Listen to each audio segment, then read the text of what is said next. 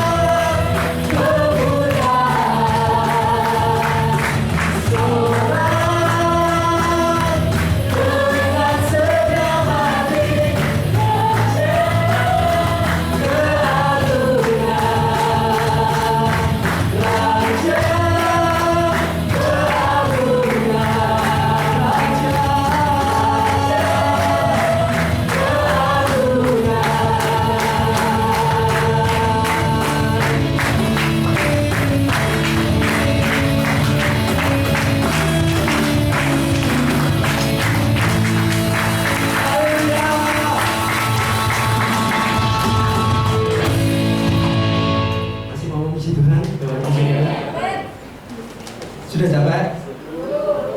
Mari kita puji Tuhan dengan bersuka cita.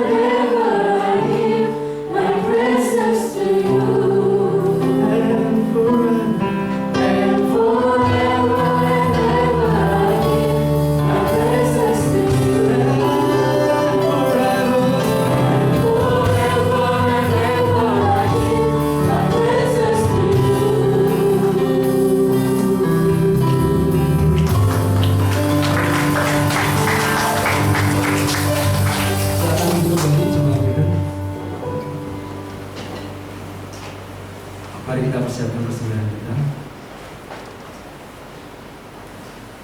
Nanti sambil terima kasih untuk sore ini kita bisa.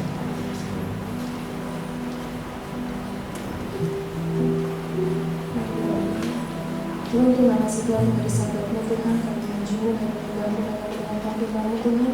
Kau masih akan hati dan pikiran kami dalam panggilan firman-Mu Tuhan, buka hati dan pikiran kami Yesus, supaya kami Tuhan semakin diberikan oleh-Mu Tuhan. Pagi hari ini Tuhan kami memberikan persembahan kami yang terbaik Tuhan kami memberikan kepadamu, menjadi hormat kemuliaan bagi nama-Mu Tuhan dan pelebaran bagi kerajaan Tuhan. Di dalam nama Tuhan Yesus yang beri dengan sukacita. Haleluya.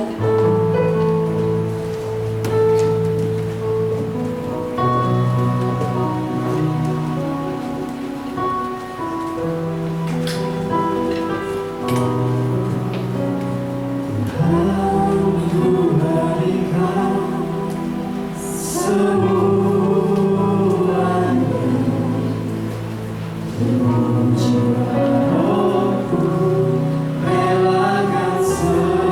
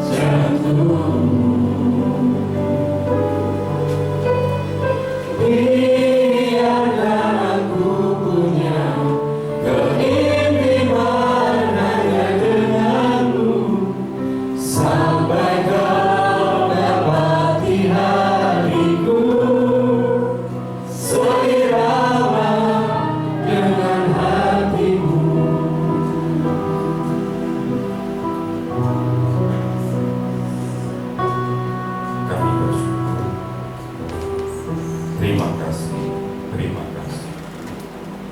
Kami tahu Kau sungguh baik, ramah baik, dan sangat ramah baik dalam hidup. Kami bersyukur bahwa hari ini kami ada di rumah, dan kami bersyukur bahwa hari ini hari Sabat kami boleh bersekutu bersama-sama. Terima kasih. Kami tahu hidup ke depan ada Engkau bersama dengan kami. Ada banyak tantangan, ada banyak pergumulan, bahkan ada sakit penyakit. Tetapi satu hal yang kami tahu, Engkau senantiasa ada bersama kami. Terima kasih, kami bersyukur. Terima kasih. Kami siapkan hadiah. Sebentar kami akan mendoakan anak-anak kami dan duduk di dalam kepanitiaan. Tuhan pimpin sertai dalam nama Yesus. Haleluya.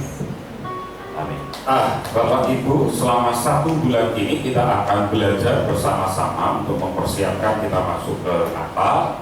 Tema Natal kita tahun ini adalah Immanuel, yang artinya Tuhan beserta dengan kita. Satu tema yang tentunya Immanuel, yang tentunya buat Anda dan saya tidak asing, karena memang Yesus itu sebetulnya kalau ditanya siapa sih nama Yesus, nama Tuhan Yesus itu kalau kita melihat di dalam Matius pasal 1 ayat 23 adalah Immanuel, yang artinya Allah beserta dengan kita. Itu nama Tuhan Yesus sebetulnya. Tetapi nanti itu kita akan belajar bersama-sama selama paling tidak bulan Desember, sehingga kita benar-benar menyadari bahwa Allah Immanuel itu hari ini tetap ada. Dan hari ini saya ajak Bapak Ibu membuka di dalam Keluaran pasal yang ke-13, satu perikop. Kita akan baca bersama-sama.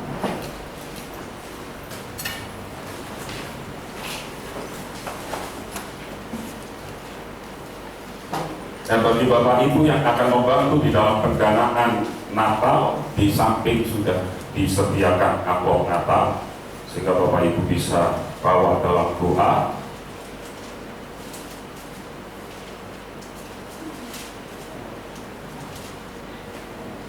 Sudah ketemu? Keluaran 13 mulai ayat yang ke-17 sampai ayat yang ke-22.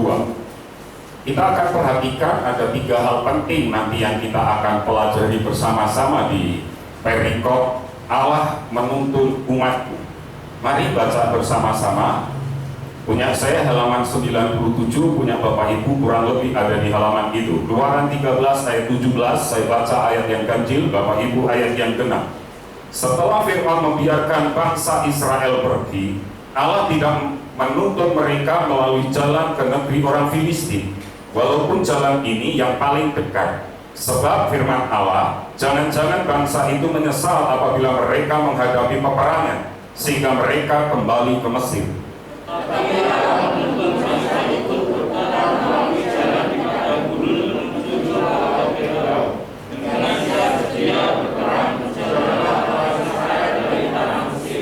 Musa membawa tulang-tulang Yusuf, sebab tadinya Yusuf telah menyuruh anak-anak Israel bersumpah dengan sungguh-sungguh, Allah tentu akan memindahkan kamu, maka kamu harus membawa tulang-tulangku dari sini.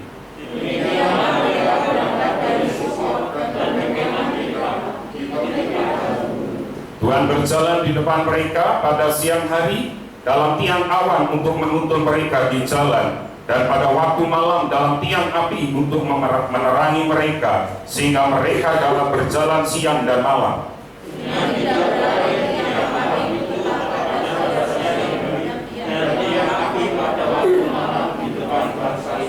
Amin. Bapak Ibu, saya mau sampaikan secara singkat terlebih dahulu. Perikop ini sebetulnya latar belakangnya adalah bangsa Israel, di mana bangsa Israel itu mereka berteriak, berdoa, minta supaya mereka itu hidup merdeka, karena mereka hidup dijajah, mereka hidup di Mesir, dan mereka hidup ditindas.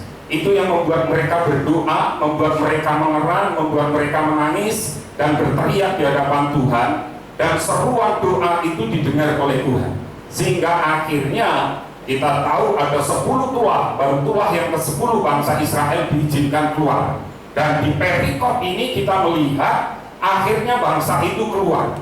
Dan satu hal yang menarik, kisah Tuhan melepaskan bangsa Israel ini, Bapak Ibu, dari perbudakan Mesir dan menyertai selama kurang lebih 40 tahun di padang gurun. Saya hanya mau katakan, di situ ada penyertaan Tuhan. Di situ kita bisa melihat janji-janjinya Tuhan itu ya dan amin. Dan selama Tuhan menyertai bangsa Israel, Tuhan tidak pernah mengingkari janjinya. Nah, ini yang akan kita pelajari pagi hari ini. Apa sih yang kita bisa pelajari dari perikop-perikop yang kita baca tadi? Apa yang perlu kita pelajari? Perhatikan ayat yang pertama kita baca, ayat 17 sampai ayat yang ke-18.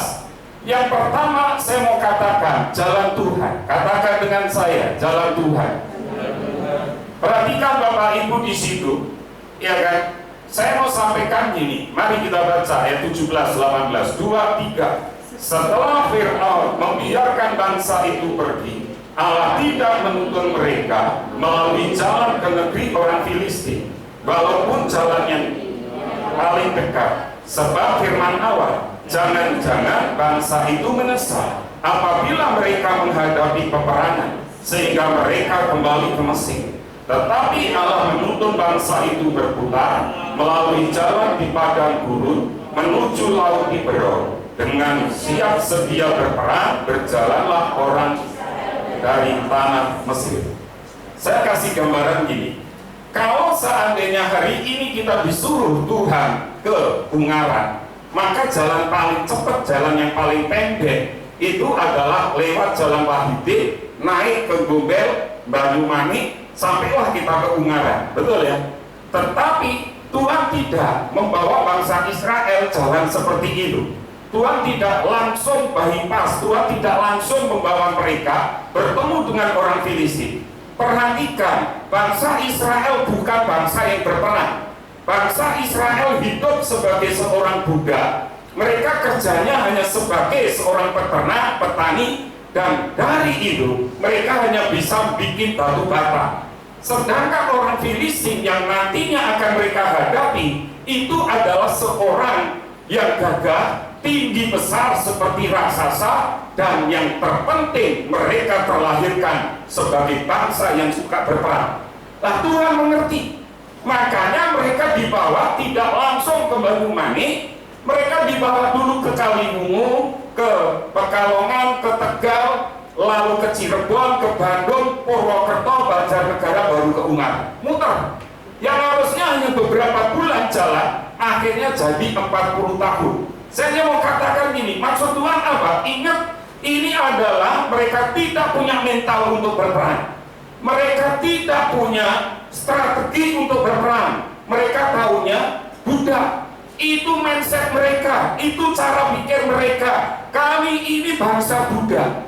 Kami ini tidak punya apa-apa. Kami tidak pernah pegang lembing. Kami tidak pernah pegang panah. Kami tidak pernah pegang senjata perang. Yang kami pegang adalah cangkul dan sapi, domba, karena kami seorang peternak. Nah, itu yang akhirnya Tuhan buat jalan mereka berputar.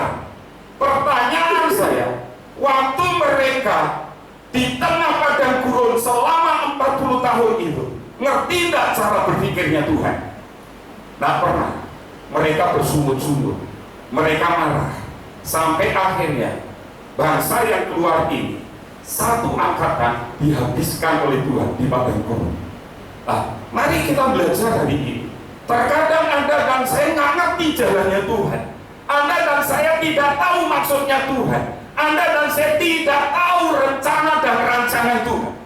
Yang kita tahu satu hal, kenapa Tuhan itu tidak cepat bekerja? Bangsa Israel butuh waktu 40 tahun. Nenek moyang mereka mati di padang gurun.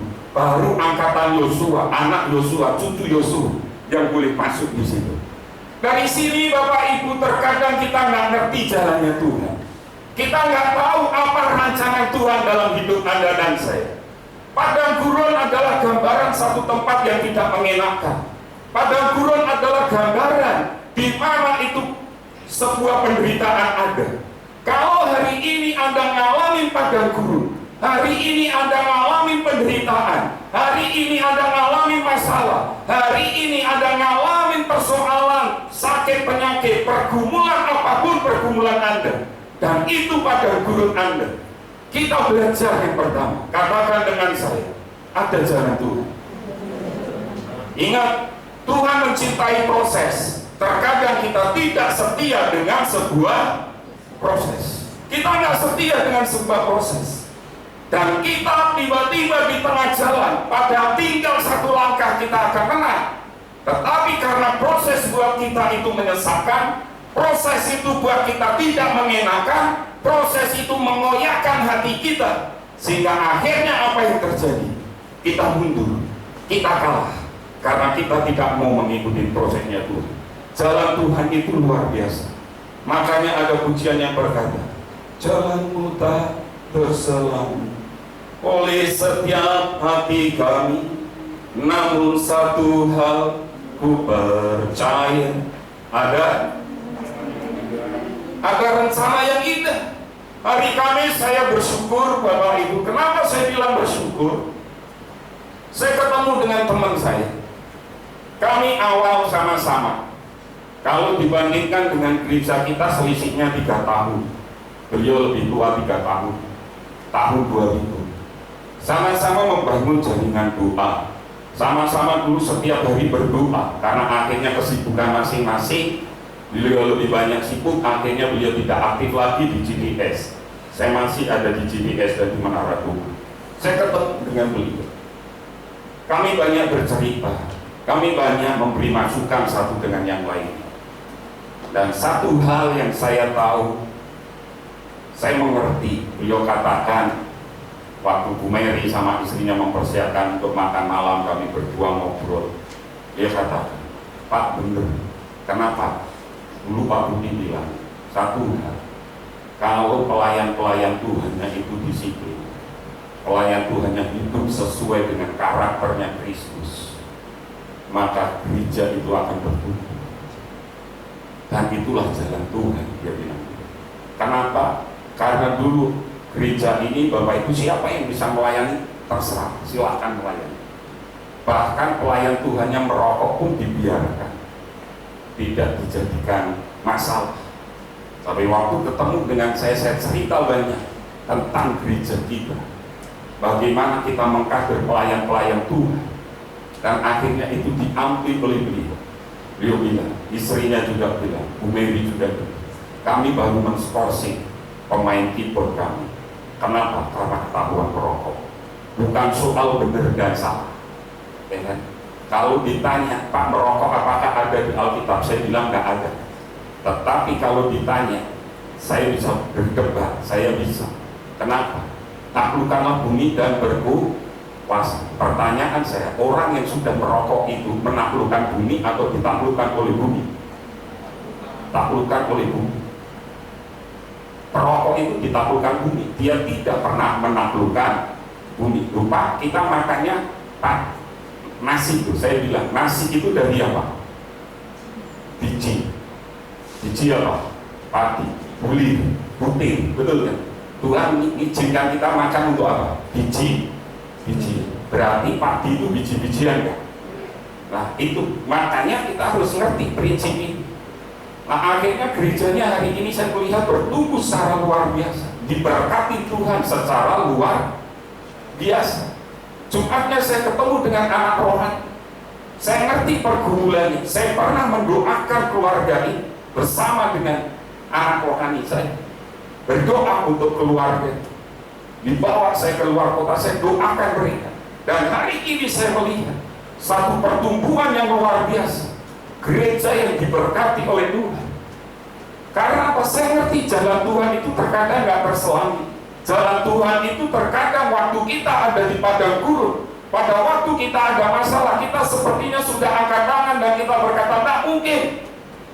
Mungkin padang gurunmu hari ini adalah rumah tanggamu yang sedang ada di ambang kehancuran. Mungkin hari ini pekerjaanmu yang sudah tidak menjamin untuk engkau bisa bertahan. Mungkin hari ini hubunganmu dengan orang tua atau sebaliknya sedang ada di padang gurun. Percaya, kalau kita ngerti jalannya Tuhan, kita mau ngikuti prosesnya Tuhan, pasti kita melihat ada tanah Kanaan yang melimpah dengan susu dan madu, ada kemenangan, ada sukacita. Nah, kalau kita menyadari ini Bapak Ibu yang dikasih Tuhan, seringkali jalan Tuhan itu berbeda dengan jalan manusia, dengan jalan kita. Seringkali kita mengabaikan jalan Tuhan. Seringkali kita hanya berkata, ini loh jalanku. Tetapi terkadang kita tidak pernah mengerti apa itu jalan Tuhan, sehingga kita kesulitan untuk memahami. Tetapi kita harus tetap percaya bahwa jalan Tuhan adalah yang terbaik bagi kita. Kadang kita nggak bisa memahami, kadang kita nggak bisa mengerti. Ingat, Israel tadi butuh berapa tahun? 40 tahun dididik Tuhan. Dan kalau Anda lihat di ayat yang ke-18 tadi, perhatikan, untuk apa? Dengan siap sedia berperang. Ingat, mereka nggak bisa berperang. Kenapa? Kalau Anda lihat ayat 17, perhatikan, sebab firman Tuhan, jangan-jangan bangsa itu menyesal apabila mereka harus menghadapi apa? Peperang. Betul, ada maksud Tuhan. Kadang kita orang Jawa bilangnya kalau punya masalah ngadepin padang gurun, sak-saknya kita bisa selesai. Enggak, ternyata ada jalan yang cukup panjang. Saya, Bapak Ibu, setiap orang ketemu saya mesti tanya, Pak, sehat kok? Saya bilang, puji Tuhan, saya sehat. Bagaimana dengan lu? Saya hari ini bisa bersaksi, saya hari ini bisa berkata, jalan Tuhan itu panjang untuk menyembuhkan. Teman-teman saya kalau sudah stadium 3 itu sudah diganti tempurungnya, Bapak Ibu. Dan hari ini saya melihat, baik teman saya hamba Tuhan atau siapapun yang diganti tempurung, mereka jalannya lebih parah dari saya. Stadiumnya bahkan baru 2, saya sudah 3. Mendekati, karena stadium tempurung saya itu 4, saya hanya 3, tinggal 1. Tapi hari ini saya bisa bersaksi, saya masih bisa naik tangga. Semalam saya naik tangga, bisa, masih bisa. Dan terus saya katakan dengan iman, setiap hari saya doakan untuk saya supaya tetap kuat.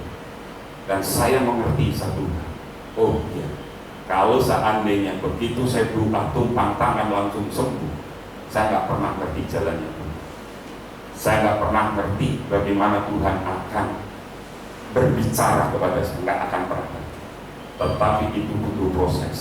Katakan dengan saya, proses Tuhan harus saya lalui. Meskipun lama, saya percaya ada Tuhan. Nah, itu jalannya Tuhan. Nah, terkadang kita nggak ngerti.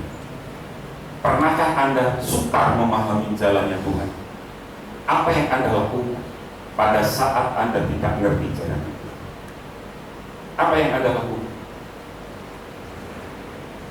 Apa yang Anda lakukan? Apa yang Anda kerjakan pada waktu Anda tidak ngerti jalannya Tuhan? Saya mau bilang, jalannya Tuhan semuanya ada di sini. Ini cukup. Tanya sebelum sudah baca Alkitab? Sudah, barusan. Ya. Makanya belajar hari ini, cintai firman Tuhan, hidupin firman Tuhan, jadilah pelaku firman Tuhan. Hari ini kita sedang melajari jalannya Tuhan. Kalau ada di kela Anda, saya berharap semua kepala kela ngirim materi-materi kela kita, renungan on mission, belajar dari kitab Paulus. Kita sudah sampai di pasal yang ketiga. Kita hanya maju 1-2 ayat, supaya apa? Supaya Anda benar-benar ngerti, tertanam pengajaran. Karena di situ kita ngalami kemerdekaan, di situ kita belajar ternyata ada pengajaran-pengajaran yang palsu juga. Nah, terus belajar supaya Anda ngerti jalannya Tuhan. Dan waktu Anda ngerti jalannya Tuhan, maka Anda akan bangga. Oh, jalan serta Yesus itu sungguh sangat luar biasa. Dari perikop yang kita pelajari, kita belajar satu hal. Yang pertama, jalan Tuhan, ngerti jalan Tuhan. Yang kedua, dari perikop pasal 13 ayat 17 sampai ayat 18, mari kita baca ayat yang ke-19. Perhatikan ayat yang 21 maksud saya, ayat 21. Sudah ketemu? Baca 23. Tuhan berjalan di depan mereka pada siang hari dalam tiang awan untuk menuntun mereka di jalan, dan pada waktu malam dalam tiang api untuk menerangi mereka, sehingga mereka dapat berjalan siang dan malam. Tuntunan Tuhan. Kamus Besar Bahasa Indonesia, tuntunan Tuhan itu artinya dibimbing. Jadi hidup Anda dibimbing oleh Tuhan atau tidak hari ini? Bangsa ini dibimbing, bangsa ini dituntun oleh Tuhan. Apa yang mereka lihat? Tuntunan Tuhan di situ dikatakan Tuhan berjalan di depan mereka pada siang hari dalam bentuk apa? Tiang awan untuk menuntun mereka di jalan, dan waktu malam dalam tiang apa? Api untuk menerangi mereka. Bukankah ini luar biasa? Hidup dibimbing Tuhan, hidup dituntun oleh Tuhan. Walaupun kita mengalami kesulitan memahami jalannya Tuhan, tetapi Tuhan tidak pernah membiarkan kita berjalan sendiri. Tuhan selalu menuntun kita seperti Tuhan menuntun bangsa Israel melalui tiang awan dan tiang api. Bimbingan Tuhan itu nyata dalam hidup Anda dan saya. Tuntunan Tuhan itu nyata dalam hidup Anda dan saya. Bagi orang-orang yang berserah kepada Tuhan, Tuhan pasti akan membimbing, Tuhan pasti akan menyertai Anda, Tuhan pasti memberi kemenangan buat Anda dan saya. Bapak Ibu yang dikasihi Tuhan, saya mau cerita, ada seorang anak muda, pada saat dia kuliah, dia hidup dibantu oleh kakaknya. Suatu ketika, waktu dia mau ke tempat kakaknya untuk ngambil uang kuliah, maka dia dari tempatnya kuliah di Tembalang sana, dia sampai di terminal Penggarong itu sudah malam, sudah nggak ada angkot, dan kalau toh ada angkot, dia nggak akan bisa bayar angkot, maka dia harus jalan kurang lebih antara 7 sampai 10 km, dia jalan kaki untuk sampai di rumah kakaknya. Pada saat dia sampai di rumah kakaknya nggak ada, kakaknya pergi.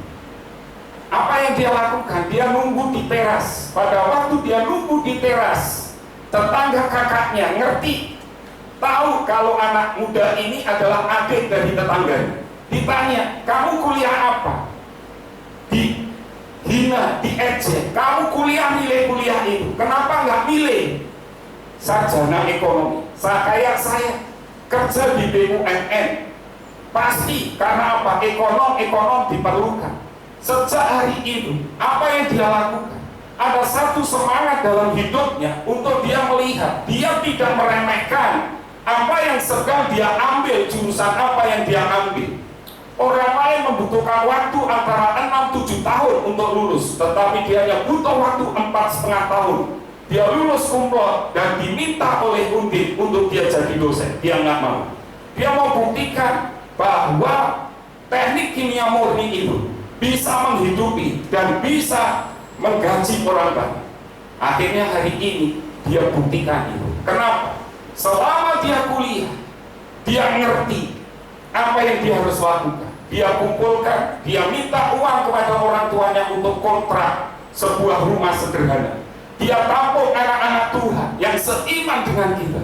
Ditampung tanpa dipungut biaya. Yang penting mereka punya tempat tinggal. Yang penting mereka setiap hari berdoa bersama-sama, maka adalah di tempat itu. Lalu tempat itu dijadikan base camp mereka untuk mereka mendirikan sebuah teater yang namanya Uple. Orang Jawa pasti ngerti Uple itu apa? Kecil, tetapi itu sangat dibutuhkan. Uple itu artinya untuk mempermuliakan Kristus. Dia ngerti, dia belajar bagaimana dia hidup dan bagaimana dia harus menggerakkan hidupnya kepada Tuhan. Dia hidup dibimbing oleh Tuhan.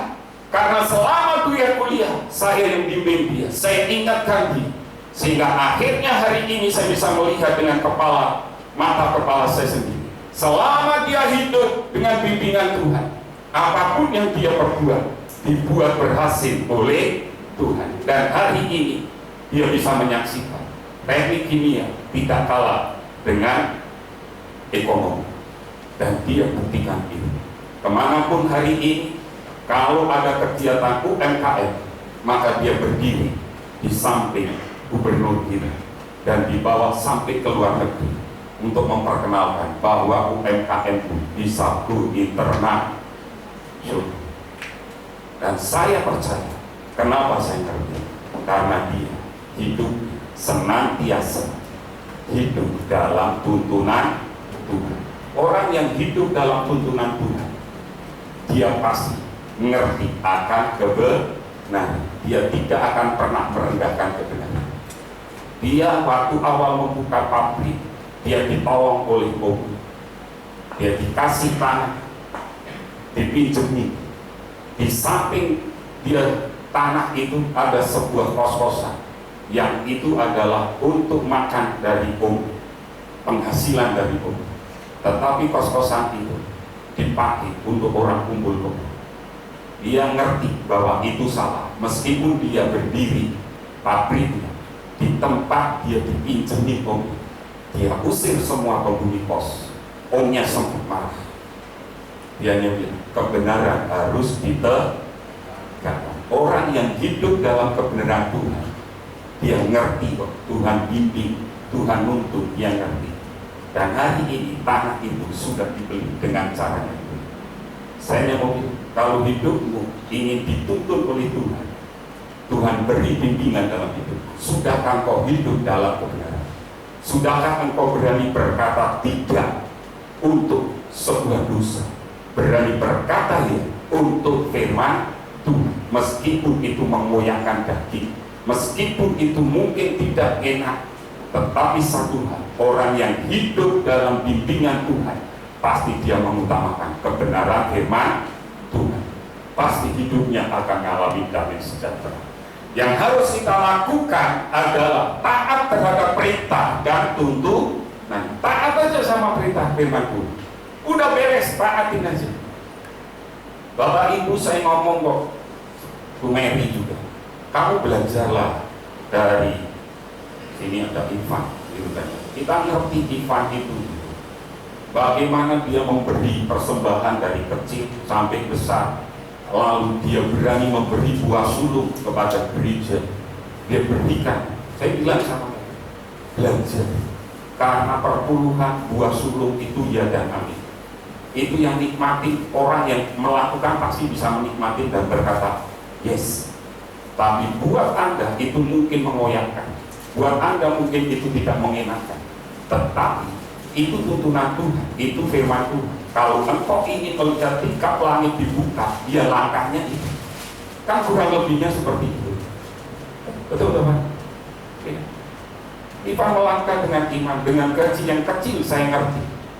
Harus direwangi jalan dari Pucang Gading, Simpang 5. Dia berikan buah sulung. Karena apa? Dia ngerti. Ini prinsip firman Tuhan.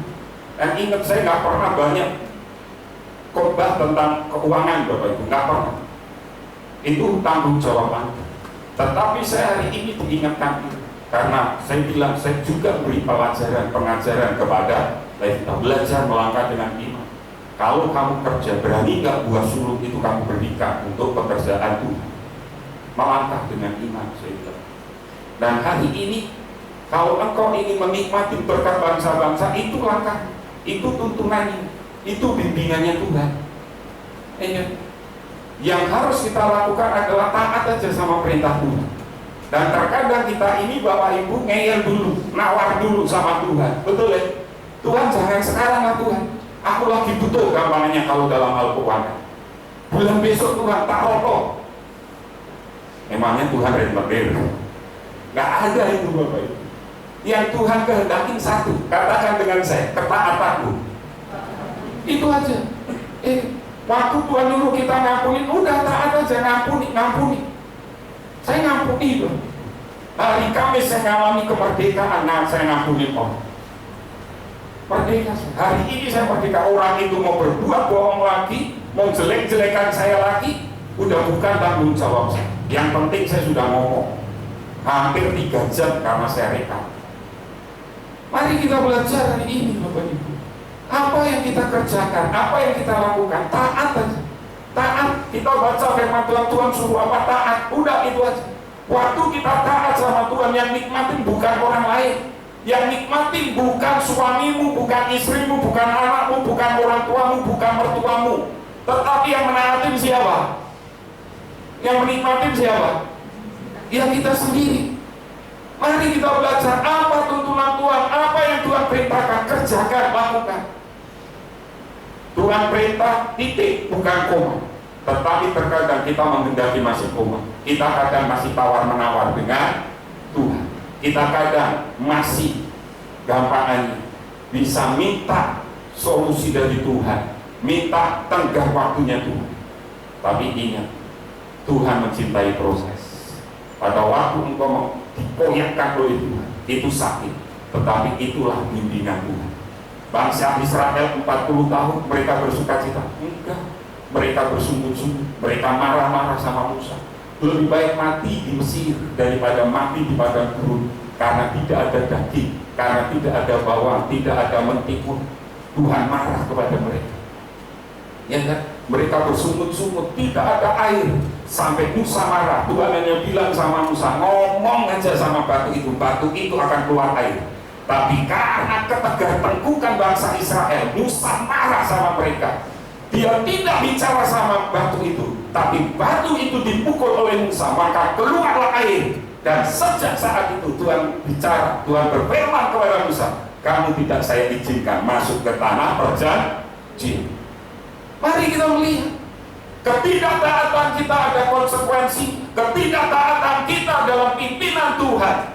Akibatnya, istilah sekarang, resiko ditanggung oleh penentu. Resiko ada tanggung.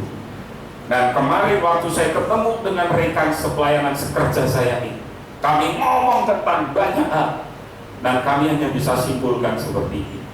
Orang yang sebelum pandemi, jemaat yang sebelum pandemi, dia tertanam dengan pengajaran, dia tertanam dengan firman Tuhan, maka pada masa pandemi dia akan kuat dan tidak akan pernah turun. Karena itu tuntunan itu. Dan saya ini belum selesai. Seorang rabi dari Israel, dia punya karunia nubuatan. Dia bilang, dia nubuatkan Trump akan terpilih. Setelah Trump terpilih, sesudah itu akan kiamat. Dan semua kan saya juga bilang, semuanya sudah tersedia untuk bangun kembali Yesus. Dan hari ini kita sudah mengerti. Kenapa? Yeremia 29 ayat 1. Karena rancangan Tuhan adalah rancangan damai sejahtera. Jadi oleh karena itu mulai hari ini, prinsip yang kita ketahui dari tuntunan Tuhan, maka kita harus belajar hidup dalam bimbingan Tuhan. Pertanyaannya sekarang, pernahkah Anda mengalami tuntunan Tuhan di dalam kehidupan Anda? Pernahkah Tuhan membimbing Anda? Dan saya bersyukur gereja ini dibimbing oleh Tuhan. Gereja ini dituntun oleh Tuhan. Setiap akhir tahun memasuki tahun baru, dan kita sudah berkomitmen sebetulnya. Saya secara pribadi berkomitmen selama bulan November saya akan ambil waktu lebih banyak untuk puasa, mempersiapkan Desember, mengakhiri tahun ini untuk minta tuntunan bimbingan Tuhan di tahun 2021. Di tahun 2019 saya sudah ngerti, visi gereja ini adalah pohon ara, penjaga kebun. Tuhan izinkan berapa tahun? 1 tahun. Dan tahun ini tinggal berapa bulan? 2 bulan. Berarti tinggal 60 hari. Dan hari ini saya sebagai gembala, sebagai bapak rohani, saya sudah bisa melihat mana yang akan ditebang, mana yang akan tetap bertahan. Sudah berjalan. Dan satu hal saya yang mau bilang, itu semua karena kasih anugerah Tuhan. Kemarin waktu kita ngomong-ngomong, Mary juga ingatkan, biarkan ilalang dan gantung itu tumbuh bersama. Tapi nanti pada waktu penampilan akhir tahun baru akan tumbuh. Dan saya bersyukur Tuhan sudah ingetin, Tuhan sudah bimbing gereja kita. Itu tuntunan kita, dibimbing gereja kita. 1 tahun, biarkan. Dan kita yang harus mempertahankan. Kalau enggak, ya sudah, akan lewat. Dan satu hal saya percaya, pasti ada rencana Tuhan di balik semuanya ini. Dan rancangan Tuhan adalah damai sejahtera. Yang terakhir, yang ketiga, apa yang kita bisa pelajari? Yang ketiga adalah penyertaan Tuhan. Tuhan berjanji untuk setia menyertai kita. Perhatikan ayat yang ke-22. 2-3. Dengan tidak beralih tiang awan itu tetap dan Tuhan berjanji untuk setia menyertai kita dalam keadaan apapun. Tuhan berjanji menyertai Anda dan saya dalam keadaan apapun. Itu janjinya Tuhan. Ya, coba kalau Anda baca di dalam Mazmur 121. Mazmur 121. Itu janji penyertaan Tuhan yang sangat luar biasa. Nanti Anda akan ketemu nyanyian ziarah. Ingat, nyanyian ziarah itu bangsa Israel, mereka terpisah, lalu mereka akan kembali ke Israel, dan mereka pergi untuk berziarah. Ini bangsa Israel dalam perjalanan mau ke Yerusalem. Betul kan nyanyian ziarah? Ada 14 nyanyian ziarah, dimulai dari Mazmur 121. Perikopnya apa? Penjaga Israel. Anda perhatikan, aku melayangkan mataku ke gunung-gunung. Dari manakah akan datang pertolongan? Pertolonganku ialah dari Tuhan yang menjadikan langit dan bumi. Ia takkan membiarkan kakimu goyah, penjagamu tidak akan terlepas. Ini kan berbicara tentang Tuhan penjaga, Tuhan yang menyertai Anda. Kalau Anda disertai, saya pernah Bapak Ibu pergi dikawal munisi itu pernah beberapa kali, keliling Sumatera, keliling Jawa Tengah, saya disertai dikawal oleh munisi. Kalau kita makan, dia tidur juga, ya kan? Nah kalau musuhnya nyerangnya pada waktu kita tidur, sama-sama tidur, Bapak. Tuhan pernah tidur jaga Anda. Penyertaan Tuhan Anda tidur pun Anda dijaga. Itu bukti penyertaan Tuhan. Anda perhatikan, ya kan? Sesungguhnya tidak terlelap dan tidak tertidur penjaga Israel. Tuhanlah penjagamu, Tuhanlah naunganmu di sebelah tangan kanan. Matahari tidak menyakiti engkau pada waktu siang atau bulan pada waktu malam. Tuhan akan menjaga engkau terhadap segala kecelakaan. Ia akan menjaga nyawamu. Tuhan akan menjaga keluar masukmu dari sekarang sampai. Anda lihat penjagaan Tuhan, penyertaan Tuhan itu luar biasa. 24 jam non-stop dijaga, dikawal. Bahkan kalau engkau jatuh tidak dibiarkan sampai tergeletak. Itu janjinya, itu penyertaan Tuhan. Kenapa? Karena Dia Allah Immanuel. Tuhan menyertai Anda. Nah, kalau kita menyadari ini ada penyertaan Tuhan yang luar biasa, apapun masalahmu, waktu engkau sakit, Tuhan menyertai engkau. Waktu engkau kekurangan, Tuhan menyertai engkau. Bahkan waktu engkau berjalan di lembah kelam sekalipun, Tuhan menyertai engkau. Bapak Ibu, suatu ketika saya ketemu dengan saudara baru-baru ini, bahkan janjian tanggal 13 nanti juga mau ketemu lagi. Dia dari luar kota, dia dari Jakarta. Setiap dia ke Semarang masih cari saya sama Bu Mary, hanya untuk sharing firman.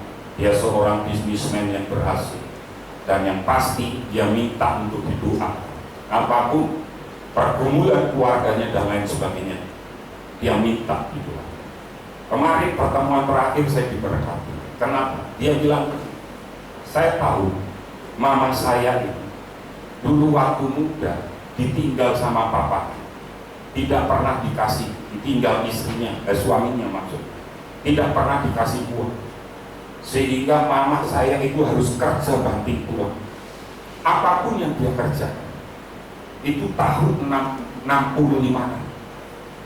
Dan apa yang terjadi di tengah dia usaha itu, tiba-tiba ada seseorang yang ngasih sesuatu. itu dari Gunung Kawi. Tahun 65 barang itu dijual 75.000. Padahal bakso aja tahun 70-an aja mangpi, tahu ya? Tahu mangpi? Bu Arti mesti ngomani ya mangpi ya Bu ya. Nah, Bu Is masih kan? Bakso aja masih mangpi. Itu mangpi, karena ngerti mangpi.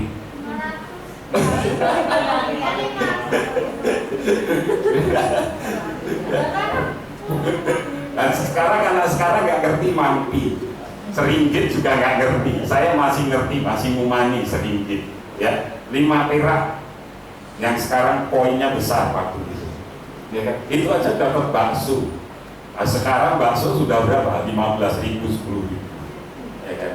Nah, itu 75.000. Dan benar, apapun yang dikerjakan oleh mamahnya itu berhasil. Dan satu ketika, kenapa dia ngerti? Karena satu ketika waktu lebaran, dia sama istrinya untuk nunjang ekonomi keluarganya, dia jualan apa takjil istilahnya, jualan, tapi tidak laku. Maminya bilang, kamu pulang aja ke Kalimantan, ambil itu di lemari, pakai kan? Kenapa kamu pakai itu nanti kan mesti laris. Nah, sejak itu anaknya ngerti kalau maminya ini punya sesuatu untuk penglaris. Nah, pada waktu maminya meninggal, itu dengan cara apapun tidak meninggal. Karena ada 2 hal. Kalau kita di sini orang Jawa ikut pesugihan seperti itu kan ada 2 hal. Ya kan? Satu, siapa yang mau dikorbankan? Diri sendiri atau anaknya? Nah, ternyata maminya dia mengorbankan dirinya sendiri. Dipanggilkan hamba Tuhan. Waktu dipanggilkan hamba Tuhan, ini keluarga ini sudah kenal Tuhan. Dan terus dibisikin maminya untuk terima Tuhan Yesus. Di tengah-tengah detik-detik dia mau meninggalkan raganya, maminya ini terima Tuhan Yesus. Tapi apa yang terjadi? Anak menantunya bisa melihat, mami saya waktu mau meninggal itu mukanya menakutkan sekali, seperti setan, seperti iblis, mukanya bisa berubah-ubah. Dia saksikan. Tapi saya bersyukur pada waktu detik mami mau melepaskannya, Pak, mami terima Tuhan Yesus, itu wajahnya berubah. Saya mau bilang, ini orang yang hidup tidak karuan, bahkan tidak kenal Tuhan, pakai haji-haji seperti itu.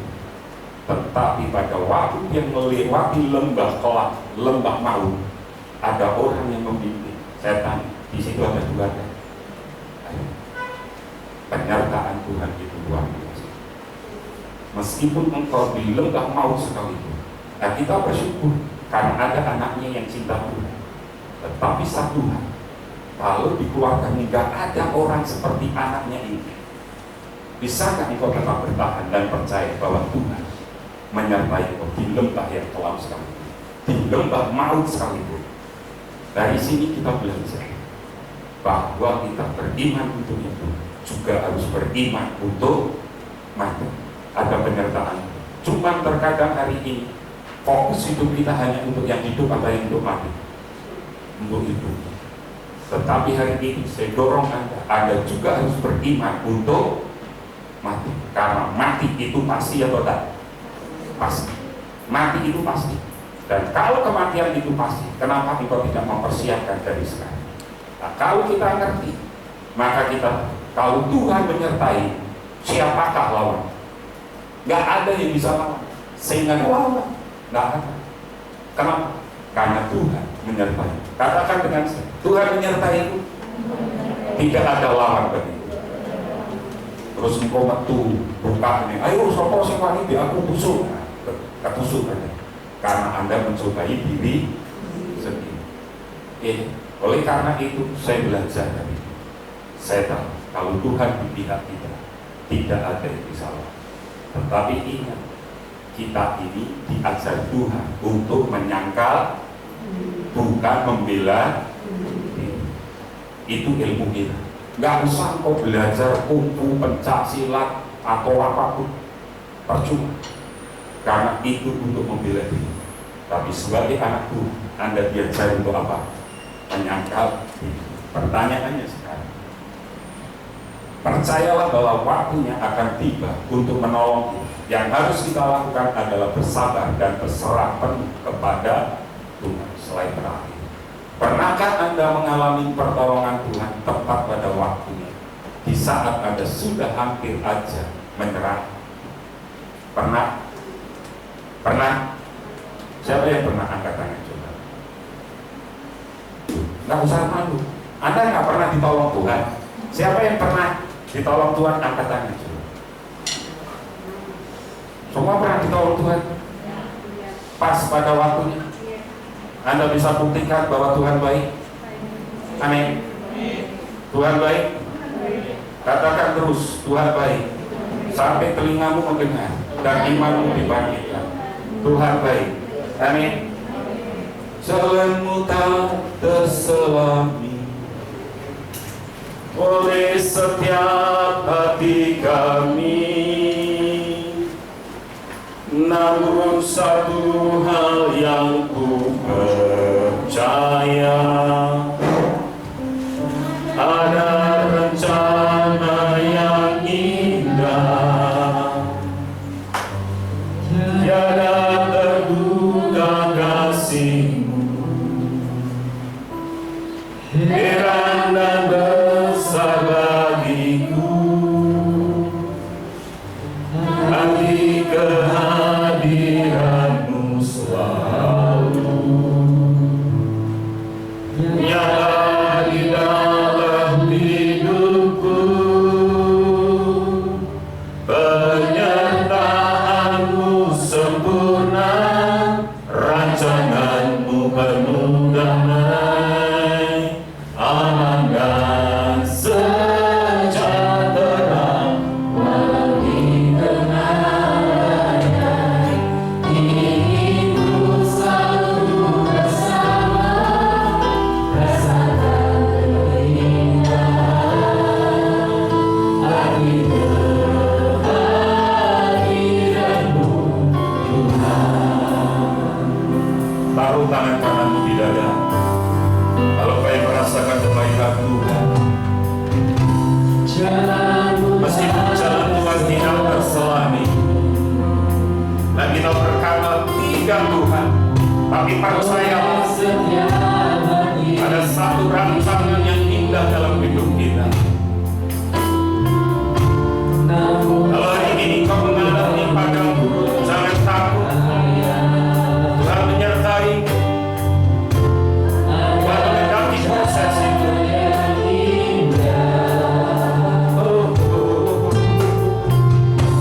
Tiada terduga kasih-Mu, heran dan besar bagiku, arti kehadiran-Mu selalu nyata di dalam hidupku. Penyertaan-Mu sempurna, rancangan-Mu penuh damai, aman dan sejahtera. Walau di tengah badai, ingin ku selalu bersama, rasakan keindahan arti kehadiran-Mu,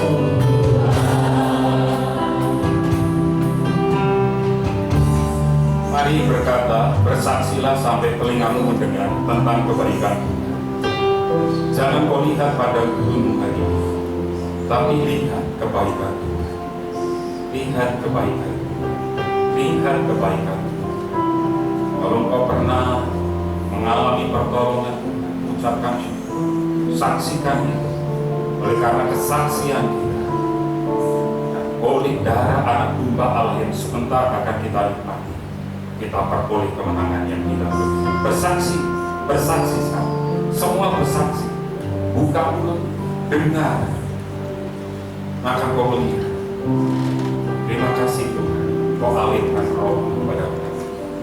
Terima kasih, terima kasih, terima kasih. Ya Allah, syukur Allah.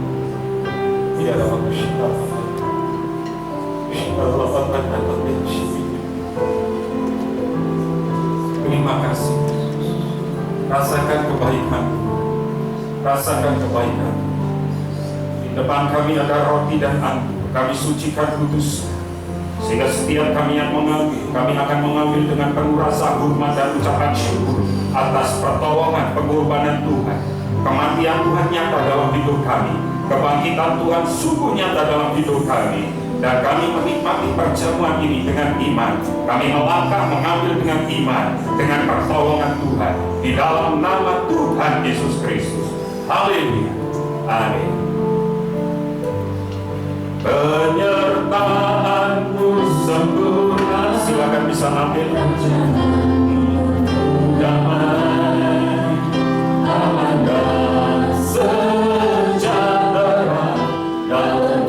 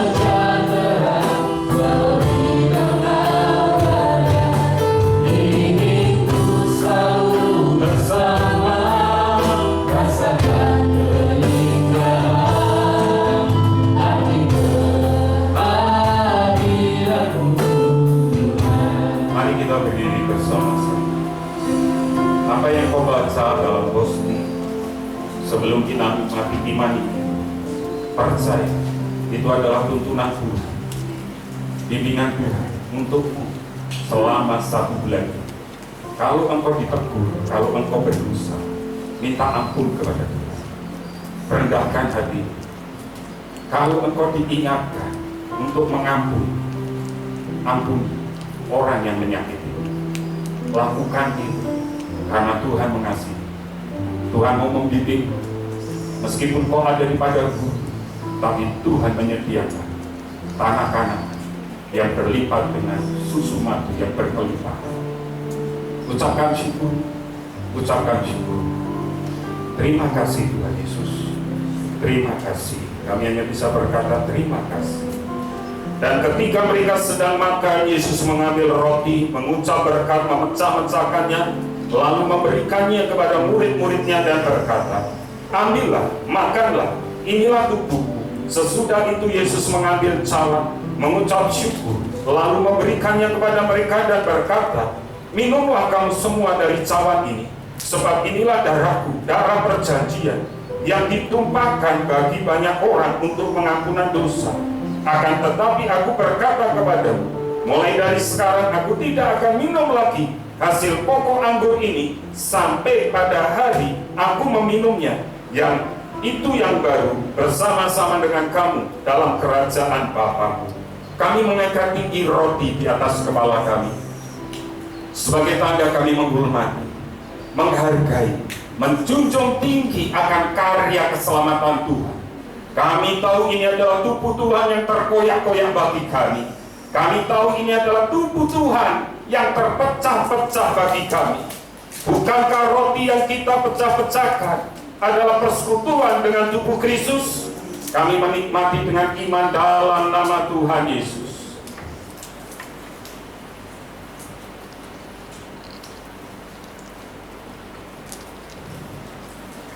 Kami mengangkat tinggi cawan di atas kepala kami sebagai tanda kami menghormati, mengasihi akan pengorbanan Kristus di atas kayu salib.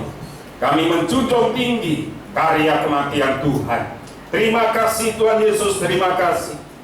Bukankah cawan pengucapan syukur yang atasnya kita ucapkan syukur adalah persekutuan dengan darah Kristus? Kami menikmati dengan iman dalam nama Yesus.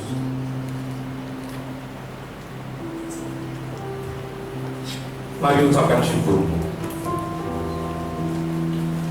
Ucapkan syukur. Katakan terima kasihmu kepada Tuhan. Katakan terima kasihmu kepada Tuhan. Dia sungguh baik.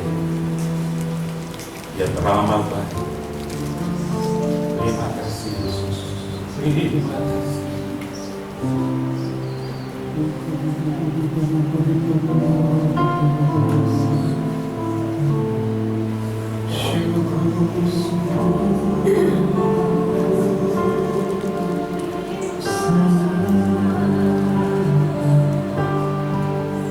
Engkau baik,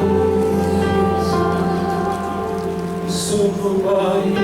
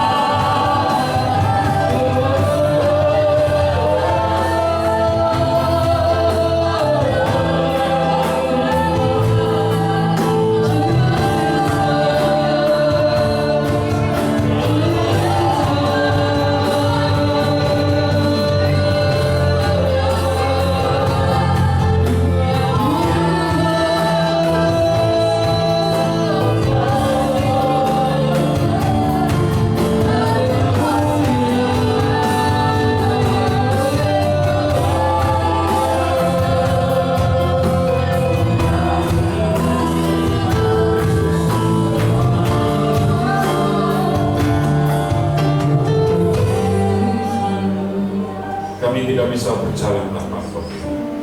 Berjalanlah bersama dengan Ku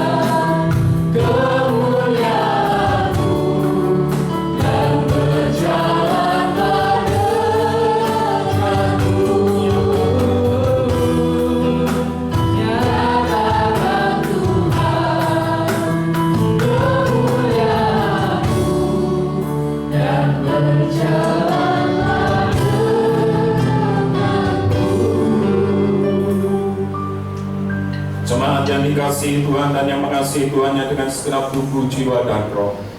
Setelah engkau berbuat bakti, sekarang pulanglah engkau ke ladang usaha, ke dalam pekerjaan, ke dalam pendidikan, ke dalam keluargamu dan rumah tangga.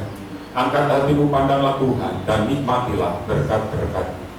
Good family, kamulah bangsa yang terpilih, imamat yang raja, bangsa yang kudus, umat kepunyaan Allah sendiri, untuk menyatakan kebesaran dan kedahsyatan namanya. Engkau telah ditetapkan jadi kepala, bukan jadi ekor, dibawa oleh Tuhan semakin naik, tidak semakin turun. Masa depan sungguh ada dan harapanmu tidak pernah sia-sia. Di tangan kananmu umur panjang, di tangan kirimu kekayaan dan kehormatan, sehingga kau tidak pernah berhutang, tetapi engkau akan memintangi bangsa-bangsa. Dari Tuhan datang bertolong berkat atas umat. Kasih karunia dari Tuhan Yesus Kristus, kasih sayang dari Allah Bapa, persekutuan dahsyat dari Roh Kudus menyertai engkau sekalian. Mulai hari ini, esok, lusa, sampai Maranatha. Tuhan Yesus datang kedua kali menjemput kita semua di awan kemuliaan. Haleluya. Thank you Jesus.